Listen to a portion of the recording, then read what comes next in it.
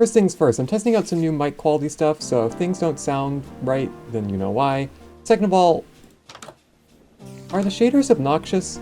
Also, there's this weird thing where tile entities will glow depending on what angle I look at them. I'm using BSL shaders in case anyone knows how to fix that. So what is this? What am I doing here? This mod pack that I'm playing, Greg Tech New Horizons, apparently it takes like forever to complete. And I wanted to give it a try.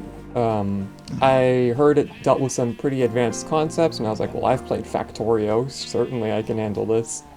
And I figured if I was gonna commit to this, and I really, oh my god, and I really did want to commit to this, I want to log my progress. This is mostly just for myself. I'm putting it on YouTube because why not? But I'm making this series for myself, so I can log my journey throughout this, and maybe at the same time, log the goings-on in my life, just to look back on in the future. So I guess I should do a little world tour then. I'm getting started.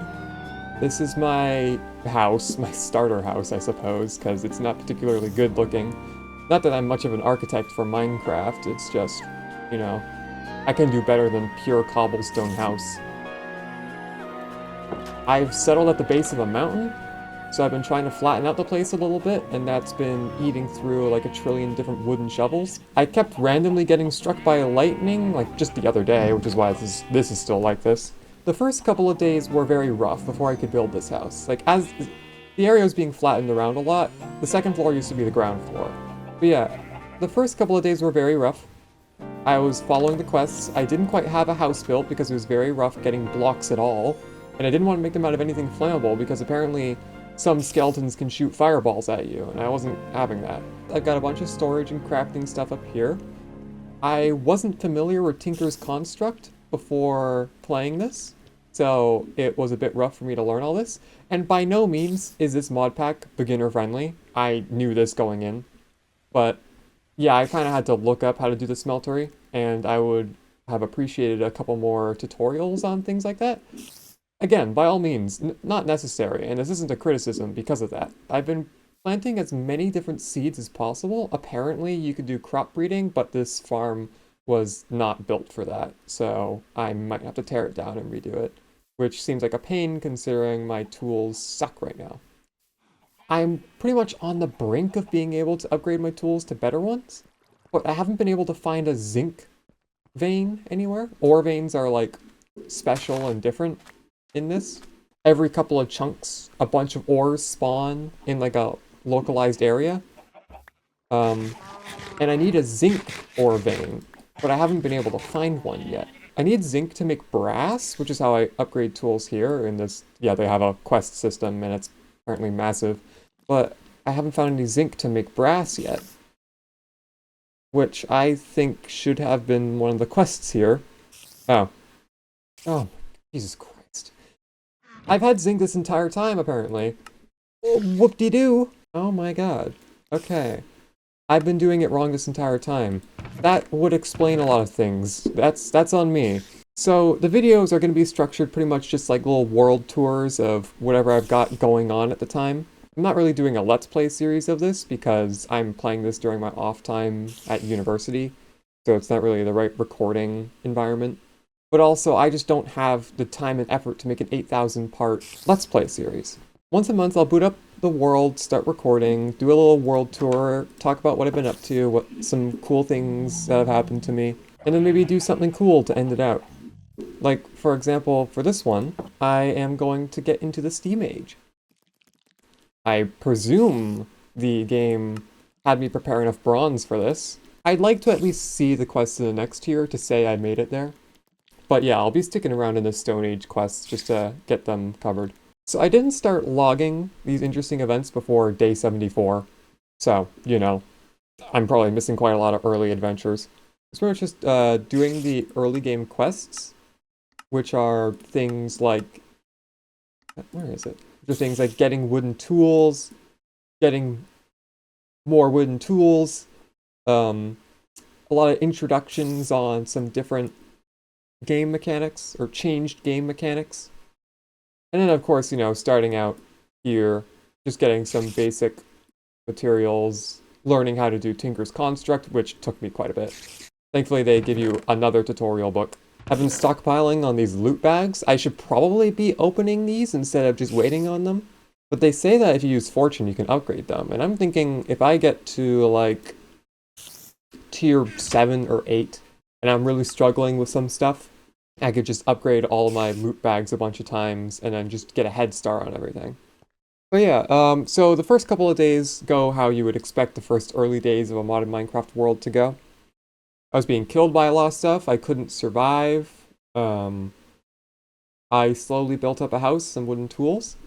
I made a farm. There's these barrels that let me hold lots of dirt and stone.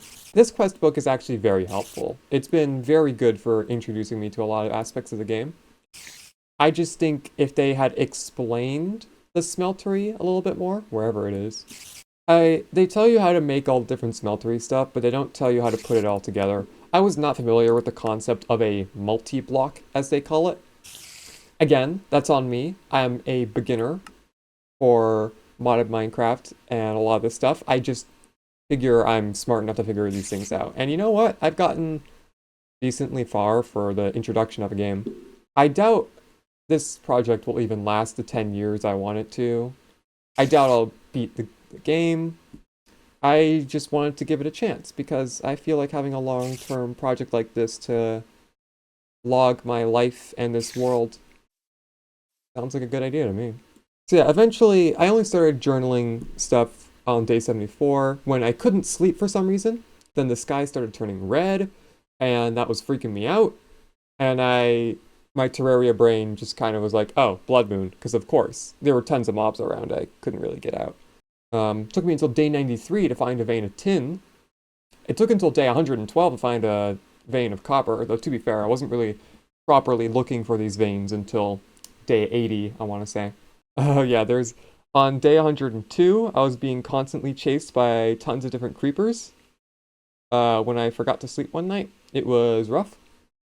It took until day 109 for me to perfect my graphics settings. Apparently, since my laptop has a dedicated and an integrated graphics card, Windows just assumes, oh, well, you want to save on power. Use the integrated graphics card for everything. And I had to tell it, no, if I'm Minecraft gaming with shaders, I very much want the dedicated graphics card, please. And that solved a lot of my issues. And you know what? I can also talk about the progress on my main channel while I do this, because I'm probably going to be uploading this series more often than on my main channel. Where is this freaking spider? I want to kill it. Oh, he's evil. Ooh, tons of XP. I doubt that people are actually going to watch this series. I'm making this just for me. I guess now I can talk about progress on my main channel. So, I've been gone a while. I'll admit that. I've been gone a very long time.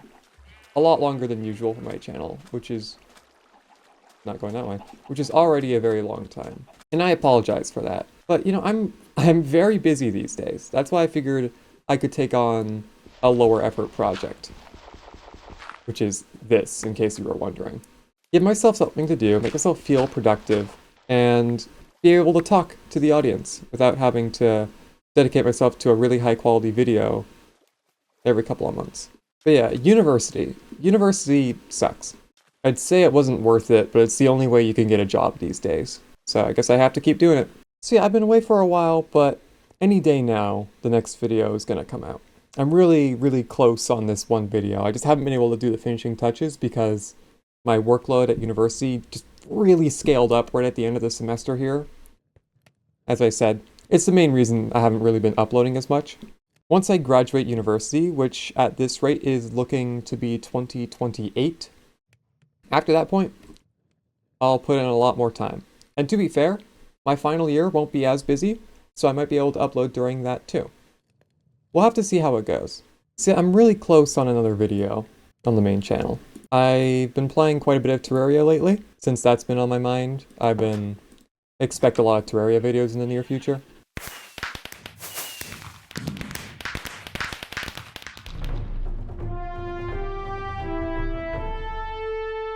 I guess I'm now part of the Steam Age. Oh boy. This is for another time. I'll just finish up in the Stone Age. There's plenty of stuff I need to read here anyway. I even have the difficulty on hard, so I've just made it ridiculously difficult for myself. But I'm in it for the long haul, so I might as well. I guess all that's left is to talk about the life part, I guess.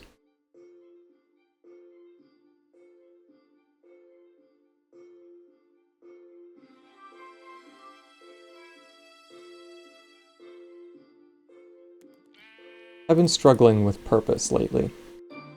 Trust me, you guys aren't the only people complaining that I haven't uploaded any videos. I want to be able to work on my videos. I want to feel productive. I want to make a career out of this, hopefully. But I'm just so damn busy about the more important part of my life. And it's frustrating to me too. I'm caught between decisions on focusing on school, focusing on YouTube, focusing on a future career. And I'm well aware that this is very much a first world problem. There's plenty of people out there who are struggling with food and water, and I'm talking about purpose. But there's not much I can do about that other problem right now. I would love to in the future. Charity streams are in the books for the future, is what I'm trying to say. A lot of people are going through a lot of things right now. I don't know how to fix things. But I think it's a good idea to stay optimistic in times like this.